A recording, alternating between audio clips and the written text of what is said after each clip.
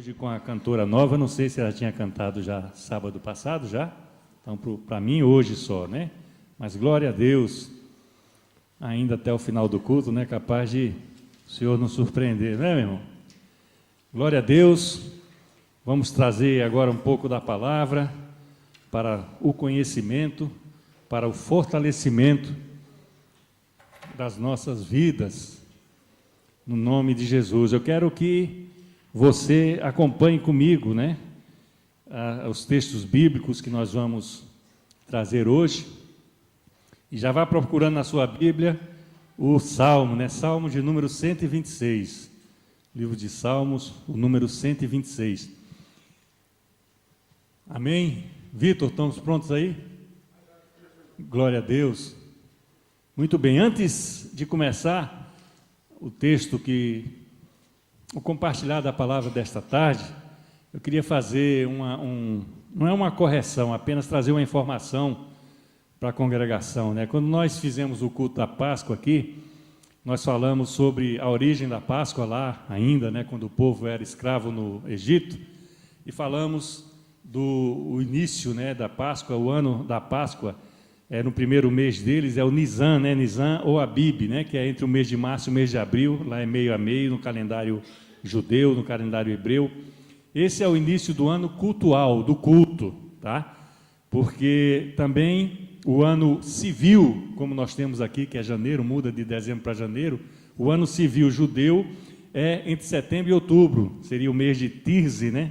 Que eles chamam na pronúncia deles.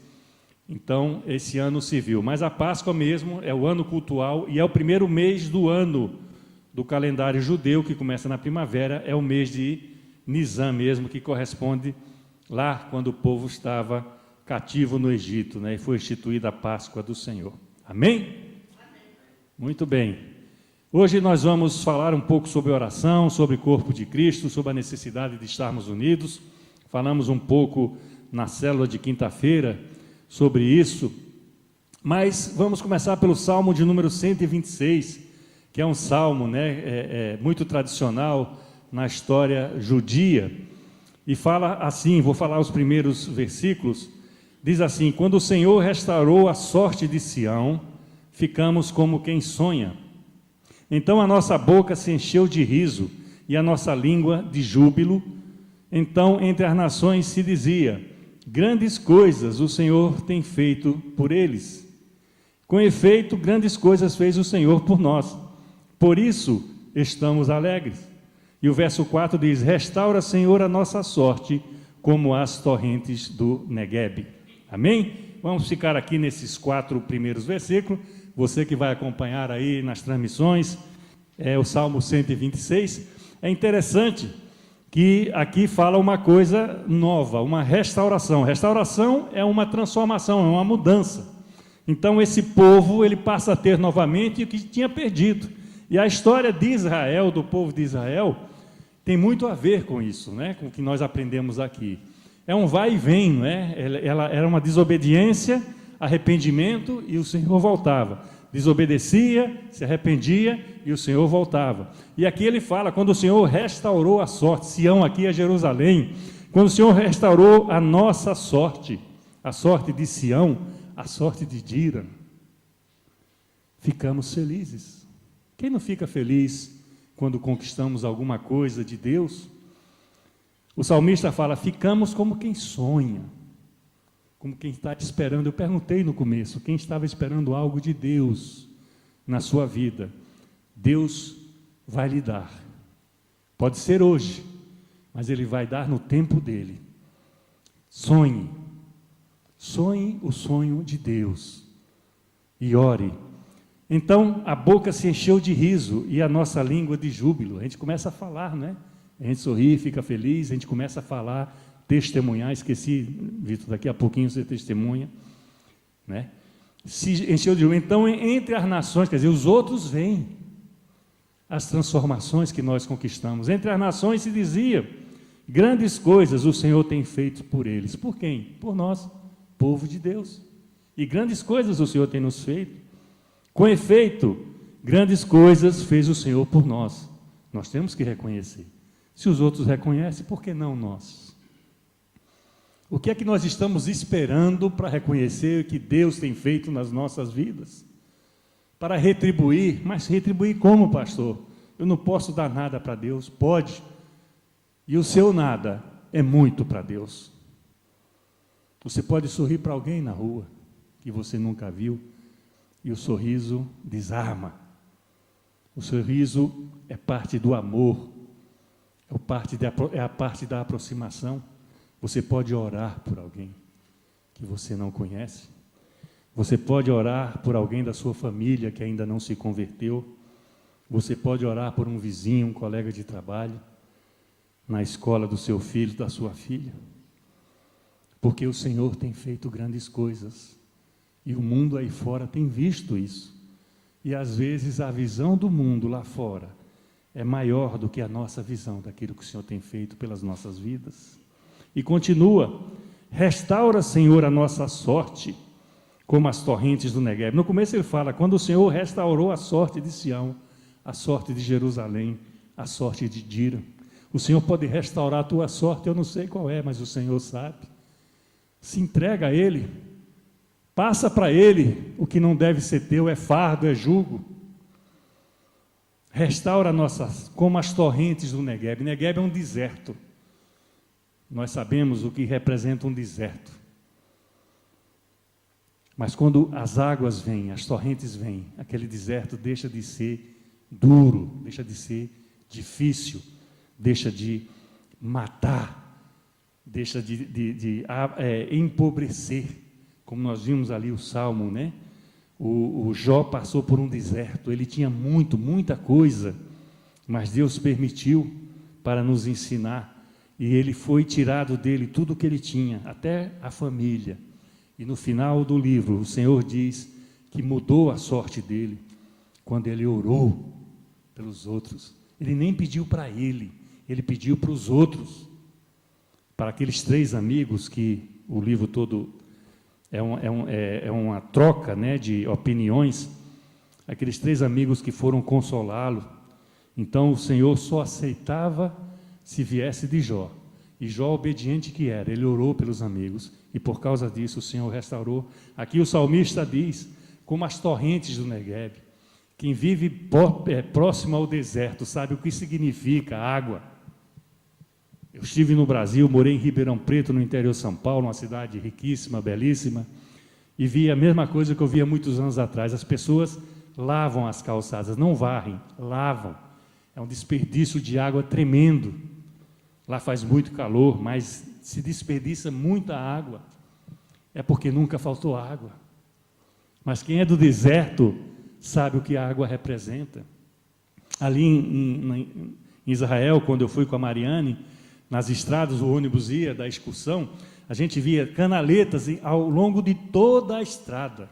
Eles não desperdiçam a água da chuva. A água da chuva é canaleta. A canaleta tinha fiação, os canos para puxar com o motor quando tinha chuva. Por quê? Porque falta água ali. E é um dos grandes produtores de fruta do mundo. Povo de Deus. E conclui aqui o salmista, o verso 5, diz assim: os que com lágrimas semeiam, com júbilo ceifarão. Então, se você está investindo alguma coisa da tua vida no reino de Deus, não importa qual seja, muita igreja aí dá muita importância para a parte do dinheiro. Ele é importante sim, mas não é tudo. Talvez nem seja nem o principal de uma igreja, mas quando você faz algo para a obra de Deus, as coisas mudam. Então chore se está difícil de você dar o seu dia de oração, se está difícil você participar das células, se você tem até dificuldade de vir aos cultos, chore, vá na marra, como diz na minha terra, né? Mas não deixe de ir, não deixe de fazer, porque diz a palavra de Deus, ceifaremos com júbilo, ou seja, colheremos. Tudo aquilo que nós plantarmos, nós vamos colher. Cuidado, porque até as coisas más, às vezes, que nós semeamos, nós terminamos colhendo. E são pontos negativos que atrasam a nossa vida. E finaliza o salmista: quem sai andando e chorando, enquanto semeia, voltará com júbilo, trazendo os seus feixes, ou sendo, trazendo o produto. Aqui nós estamos falando de algo agrícola, né? Era uma sociedade agrícola de então. Então, por mais difícil que tenha sido semear, por mais que tenha causado dificuldade na tua vida, investir na obra de Deus, o teu tempo em oração, em ajuda, por mais difícil que seja, tenha certeza que você vai ser recompensado. Às vezes eu costumo dizer, são tantos problemas que nós temos nas nossas vidas, que nós já esquecemos o que o Senhor nos deu, que é a salvação. Salvação. Parece às vezes que a gente não tem ideia do que é salvação. E nós já temos elas asseguradas. Por que não retribuir? Por que não retribuir? Eu queria convidar você a ir agora para o livro do profeta Abacuque. Era a palavra que eu tinha preparada, ainda estava em dúvida, mas o Senhor não fez nada para eu mudar, então estamos com ela. O livro de Abacuque é um dos profetas, é um livro pequeno, talvez você tenha dificuldade de encontrar na sua Bíblia, mas depois de Jonas, Miqueias, tem mais um aqui na frente, Ageu, Naum, aliás, Naim é um local, Sofonias, depois Sofonias, passa Sofonias, Ageu, Abacuque, do chamado livro dos profetas menores, não que eles fossem um profeta inferior, isso é a nomenclatura que foi dada, porque os livros são menores, ao contrário de Isaías, Jeremias, Ezequiel, que são livros maiores, mas ele está relacionado com os profetas menores. Em Abacuque, no capítulo 2, Abacuque é uma luta, vamos dizer assim, entre o profeta e Deus, porque Deus exerce o juízo às vezes na nossa vida. O povo de Deus desobedecia, e Deus permitia que acontecesse coisas duras com eles. Isso é o relato desde a saída do Egito, aquela caminhada é repleta de desobediência do povo de Deus, e continuava. E os profetas eram usados por Deus, porque era a maneira dele se relacionar com o povo. Hoje nós estamos tão bem que nós não precisamos de profetas. Hoje nós temos o Espírito Santo, que pode nos dar tudo aquilo que o Senhor tenha disponível para nós. E o profeta Abacuque tinha essa dificuldade de compreender porque Deus permitia se exercesse juízo com seu povo, inclusive com inimigos. Aqui fala dos caldeus. O livro todo, claro, não vamos ler agora. Porém, o Senhor fala com o profeta mais de uma vez. E no capítulo 2, os 2 primeiros versículos, que são muito conhecidos, fala assim: por-me-ei na minha torre de vigia, colocar-me-ei sobre a fortaleza, e vigiarei para ver o que Deus me dirá, e que resposta eu terei à minha queixa. Aqui era uma cidade murada. Aqui o profeta não tinha um relacionamento com Deus como nós temos hoje. Hoje nós não precisamos de ninguém para estarmos nos relacionando com Deus, mas ele precisava não só de alguém, que era o próprio Deus, mas ele precisava estar no local de destaque. E ele foi para a parte maior que tinha ali perto dele. Ali havia uma muralha e havia a torre de vigilância, porque era assim que ficavam, né? Como nas prisões tem as guaritas de vigilância, para os que estão dentro, naquelas cidades tinha as torres de vigilância para evitar, para verem quando vinham os inimigos de fora. E o profeta vai ali em cima, ele vai na parte mais alta da cidade, porque ele quer ver a resposta de Deus para a queixa que ele fez. E ele se queixava: por que, Deus, você vai permitir que isso aconteça com o teu povo, ainda mais com esses ferozes inimigos que nós temos? Por que, Senhor? E é interessante que ele usa uma expressão que a Bíblia nos ensina, e muitas vezes nós não colocamos em prática: vigiarei. Vigiai e orai, é a palavra de Deus. O profeta fala: vigiarei. Eu estou alto, dali dá para ver, dali eu vejo quando Deus vier falar comigo, Ele vai responder a minha queixa. E hoje nós não temos essa dificuldade, Porque hoje, onde nós estivermos, o Senhor fala conosco. Basta que demos, né, a nossa atenção para Ele. Mas Ele espera, porque Ele perseverou. Ele queria saber do Senhor por que estava acontecendo aquilo ali. E o Senhor responde no verso 2, dizendo: escreve esta visão que eu te dou, faça a gravação dela sobre as tábuas, para que possa ler até quem passar correndo. Olha o que Deus diz para ele: escreve o que tu tens visto, escreve o que eu vou te dizer, escreve o que eu vou segredar ao teu coração, mas não guarda para você, põe numa tábua, para que outras pessoas possam ver. Não guarda para você, meu querido, minha querida, o que o Senhor tem dado, divide com alguém. Nós temos tido muito do Senhor nas nossas vidas, nós podemos dar algo para os outros. Em nossa volta tem todo tipo de gente precisando de algum tipo de coisa, de uma oração.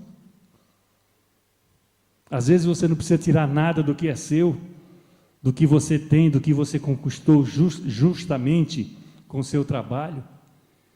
Você tem toda a liberdade, mas o Senhor só quer mesmo o teu coração. O Senhor quer que você retribua aquilo que Ele tem colocado na tua vida. Ele fala: a visão, vou te dar a visão, eu vou mostrar para você quem eu sou, eu vou mostrar para você o que você vai falar com o meu povo, eu vou mostrar para você quem eu sou, a minha grandeza e o que eu vou fazer por vocês. Mas não guarde para você. E nós temos guardado para nós muitas coisas que não são nossas. Nós temos prendido frutos que devemos dar às outras pessoas.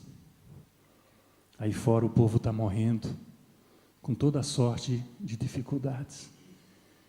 Aí fora muito choro, muitas lágrimas, muito sofrimento. E nós estamos fazendo pouco por eles. Nós estamos guardando para nós aquilo que o Senhor nos dá. Mas nós podemos dividir com os que estão faltando. Nós precisamos orar mais pelas outras pessoas. Nós precisamos nos aproximar das pessoas. Está tudo bem com você? O que é que está se passando com a tua vida? Tem algo que eu posso fazer para te ajudar? O que é que você espera de mim? O que é que eu posso fazer? Posso orar por você? Você quebra a pessoa no meio. Se você oferecer oração. E nós temos negligenciado, a Igreja de Deus tem negligenciado pequenos princípios que nos custaria muito pouco exercitar perante os nossos. Começando em casa, estive lá com o pastor João Lopes, mandou um abraço para vocês. Ele tinha passado aqui na nossa igreja. Aquele homem de Deus já está chegando no fim da sua caminhada como pastor. O filho dele já é quem dirige, a outra filha também ajuda lá em Porto Ferreira. Ele vai até mudar para Ribeirão Preto, no interior de São Paulo, são 90 quilômetros entre as cidades, para que a influência, e às vezes existe, né, a influência do pai sobre o ministério dos filhos, às vezes até atrapalha, e não é nem querer atrapalhar, às vezes atrapalha pela figura, pela imagem. Ele é um homem que tem 40 anos de púlpito só em Porto Ferreira, uma pessoa muito ungida por Deus, e que fala numa simplicidade que vai direto ao coração. E ele fala: Marcão, não inventa, tem teólogo demais no mundo, fala para o povo orar, fala para o povo abraçar, fala para o povo se unir à família de Deus. É isso que o Senhor quer. O Senhor quer a família fortalecida para a igreja ser forte. O Senhor quer que o corpo de Cristo funcione aqui, mas para ele funcionar bem aqui, precisa começar em casa. Ele tem aquela expressão que ele é o pastor da maior igreja lá do Brasil, e a igreja que ele é pastor é a família dele. É tremendo isso. Quantas e quantas provas esse homem passou, mas também quantas pessoas ele levou aos pés de Jesus pelo poder do Santo Espírito. Não inventa, Marcão. Você não é teólogo. Fala só do amor de Jesus. Fala só o que está na palavra de Deus.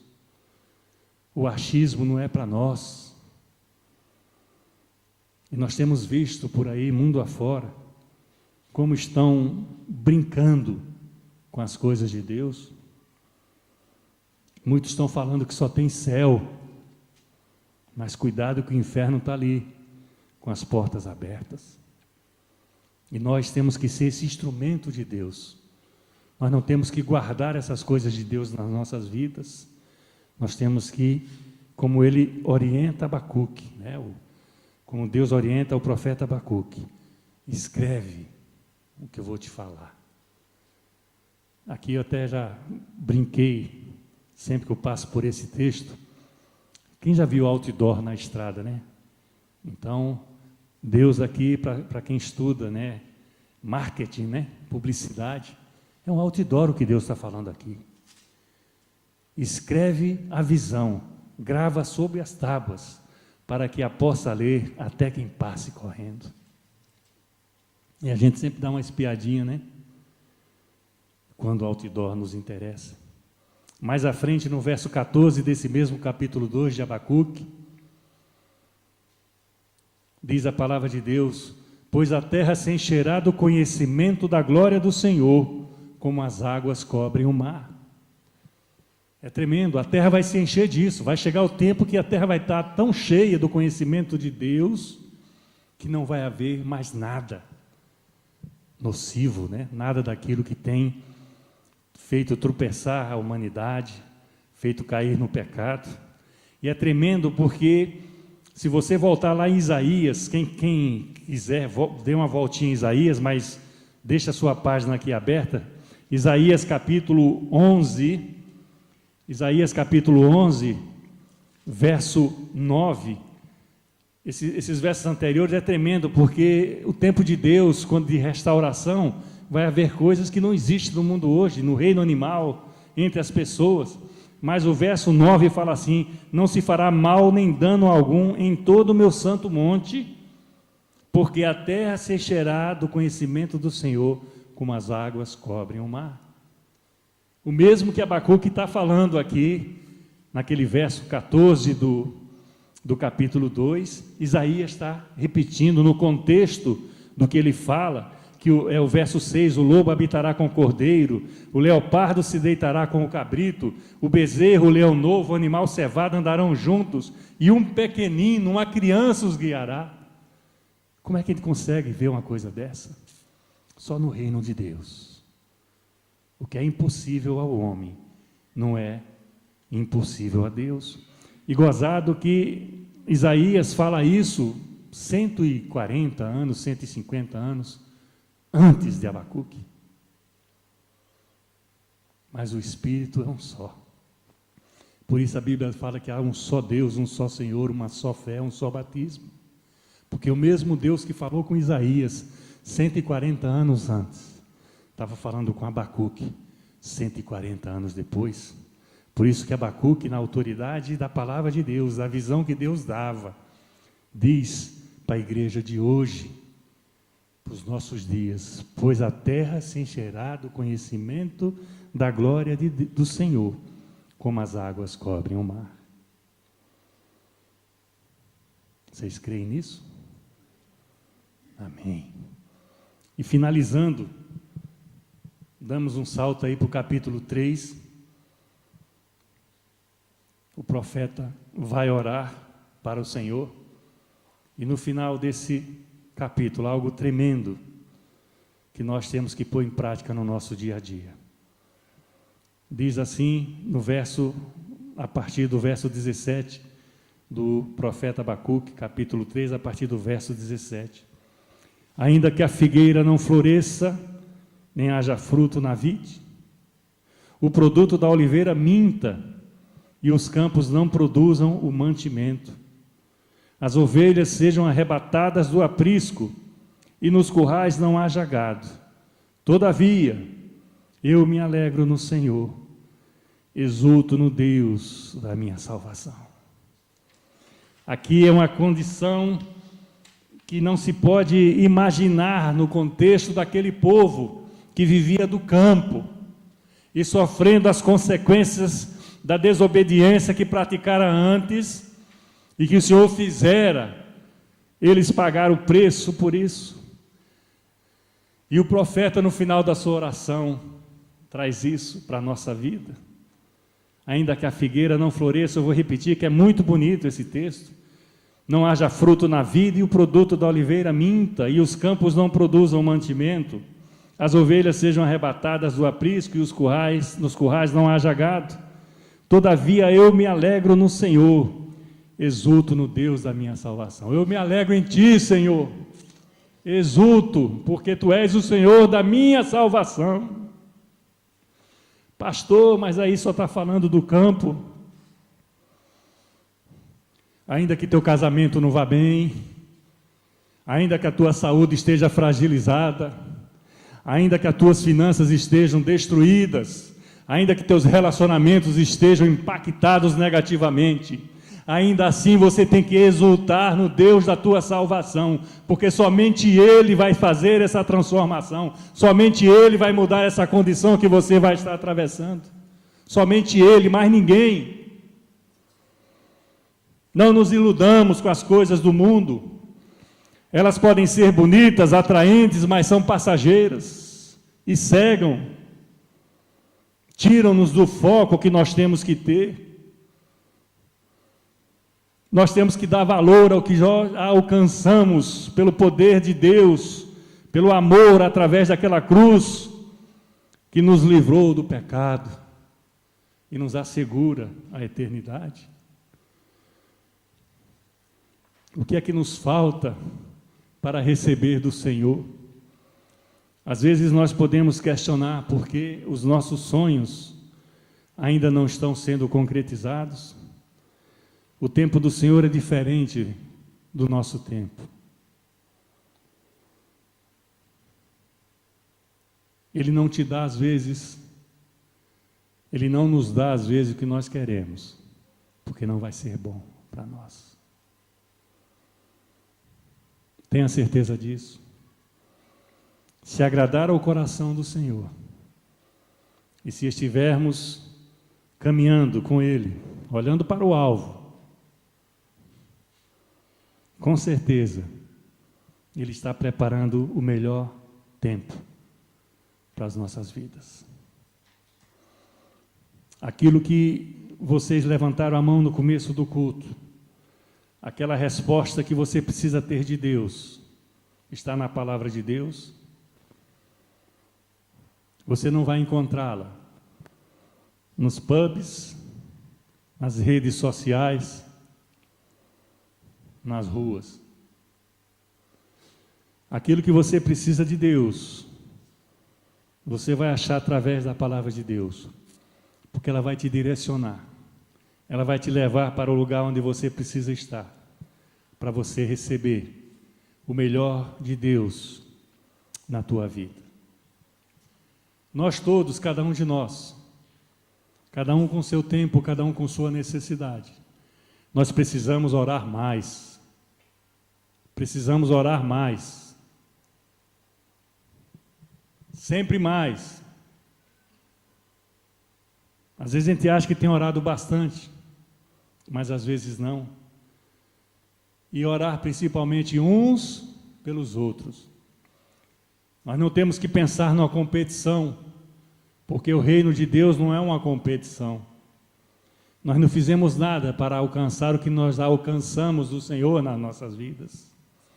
O que Ele tinha que fazer por você, o que Ele tinha que fazer por nós, Ele já fez. E nós não estamos dividindo como ele orienta o profeta, nós não estamos dividindo esse prêmio que nós conquistamos com as vidas que nos cercam, às vezes até dentro das nossas casas, na nossa vizinhança, os nossos familiares, colegas de trabalho, as pessoas da rua. A cota de oração, ela não tem teto. Ela tem a parte de baixo, nem sei como é que fala. Ela tem um mínimo, não. Ela tem um mínimo, mas ela não tem um máximo. E com certeza eu e você podemos fazer um pouco mais. Eu e você podemos dedicar um pouco mais. E ainda assim, com toda essa dificuldade que possa estar cercando as nossas vidas nos dias de hoje, nós já conquistamos o prêmio. O mantê-lo é que é o seguinte, né, como dizem lá no Brasil. O que nós estamos fazendo pela obra de Deus. Reflitamos isso nesta semana. Tem aí no seu boletim, na primeira página, uma frase que sempre de muitos anos, me tocou o coração. Quem não vive para servir, não serve para viver. Jesus foi servo. Era o Deus, mas ele foi servo. E esse ensino nós não podemos desprezar. No final desse culto, eu gostaria de convidar cada um de nós falamos isso no final da reunião dos líderes, para que nós saíssemos dos nossos lugares e fôssemos abraçar um irmão ou uma irmã, principalmente daqueles que a gente nem sempre abraça por alguma razão. Às vezes chega um pouco depois, às vezes chega demais e a gente está ocupado, às vezes nós não estamos com a atenção totalmente ligada, né? Mas que façamos isso. E pergunta, você quer que eu ore por você? Quer, meu irmão? Você quer, hermanita querida? Queres? Pergunta. O que é que eu posso fazer para te agradar? Para te ajudar? Se você não acredita, eu quero dizer para você hoje, mas não é o pastor que está dizendo, é você que vai dizer para a pessoa, viu? Se você não acredita, eu quero dizer para você hoje, eu te amo. No amor de Jesus, eu te amo. Amém? Fiquemos de pé, vamos para o último louvor, e depois nós vamos exercitar isso que eu